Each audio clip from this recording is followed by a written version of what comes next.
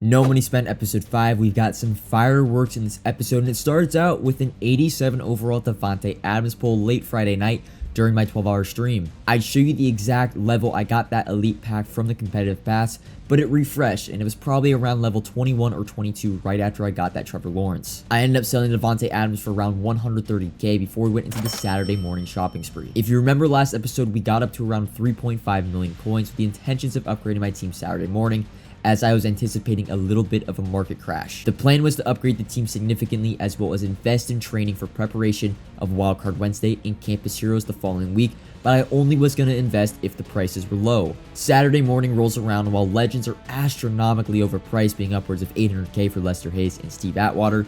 Everything else in the market reacted perfectly as high-end all Madden cards and headliner champions dropped, while training also went from around 25 per down to 20. My first priority was to upgrade my team, so I went out and made some major upgrades. I picked up Javon Hall, an 89 overall headliner for 310k, completed Justin Jefferson's set for around 340,000 coins, keeping only Javonte Williams and Tyler Shatley as the BNDs. Next up, we went to the all Madden area and was able to get a great deal for Bruce Smith at only 306k. To get Lawrence Taylor, instead of buying him outright for upwards of 400,000 coins, I did the set for 315k by buying 30 82s for around the 10 to 11k mark. Finally, I got Joe Mixon for 200,000 coins, and I didn't really want to add him to my team, but it was too good of a deal to pass up for, at the time, the best running back in the game. Another thing, I picked up two epic strat items, being the first, Let It Rip for 75,000 coins, and then In the Zone for my cornerbacks and free safeties for 85k. Let It Rip boosts my throw power for my quarterback, and In the Zone is going to boost my zone coverage and press for my corners and free safeties. Overall, I spent around 1.5 mil for the upgrades on this team, and I believe it is money well spent. An 86 offense combined with an 87 defense, and I think an 86 special teams.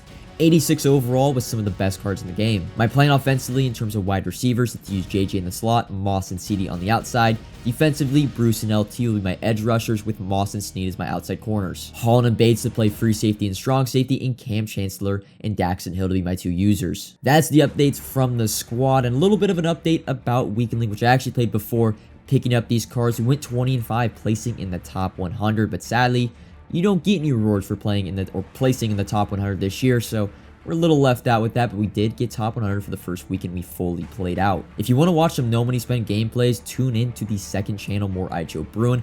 Upload gameplays at least once a day, link in the description. But that is only one half of the equation. We upgraded our team, and now it's time to make the biggest investment, the first real investment we've made in Madden 23. Here's the game plan, the thought process, been in the lab. Training is cheap, down from around 25-26 per, all the way to 20. I knew we were most likely going to get either flashbacks, Campus Heroes, or even both the following week, so training would be in high demand. So what did I do? I went all out and took my 1.9 million coins. I also had a few cards selling around 2.1, a little bit over 2 mil, is what I'm trying to say, and I put it all into training at around 20 per. That was buying 83s for under 13,000 coins, buying 84s for under 20,000 coins, and 85s for under 30,000 coins. The plan is to keep this training and eventually sell it the following week when hopefully flashbacks and Campus Heroes drop, giving an added demand to training. And well, it didn't really work out that exact way. We got Campus Heroes, which is great, but still no Wildcard Wednesday. A little disheartening, but as long as there's rerolls and potentially an LTD in the Campus Hero rerolls,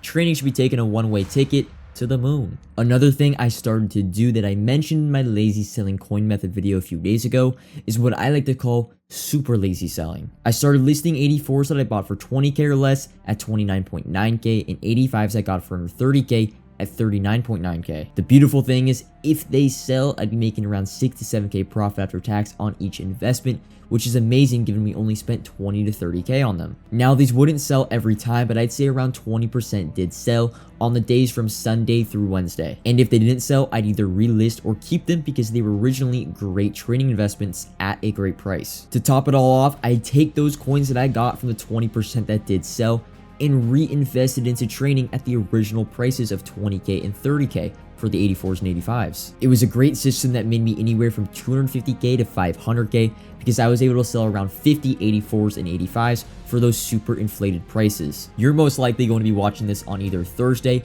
or another day after Campus Heroes has dropped, so you'll know if my investment was a 99 overall play or a fraudulent one. And as Denver Broncos quarterback Russell Wilson once said, "Broncos country, let's ride. Broncos country, let's ride." Broncos country, let's ride.